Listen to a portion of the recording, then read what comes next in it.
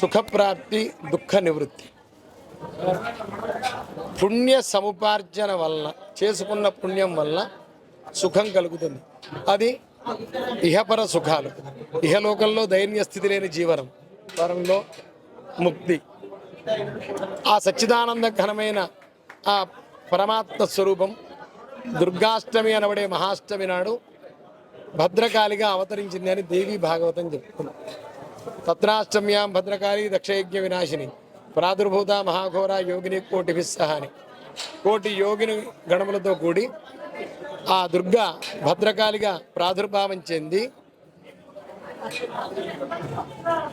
దుర్గాష్టమి అనబడే రోజున ప్రాదుర్భావం చెంది భద్రకాళిగా భూమండలం మీద అవతరించిన పరమ పావనమైన ప్రదేశం ఈ భద్రకాళి దేవస్థానం. కాకతీయుల రాజధాని, ఏకశిలా నగరంగా చరిత్ర ప్రసిద్ధిగాంచిన ఈ భద్రకాళి దేవస్థానం.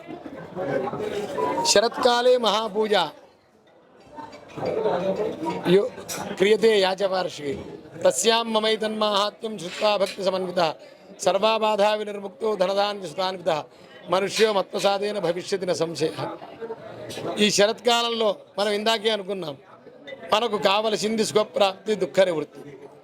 సమస్తమైన పాపాన్ని నాశనం చేసుకోవడం ద్వారా దుఃఖం దూరం అయిపోతుంది.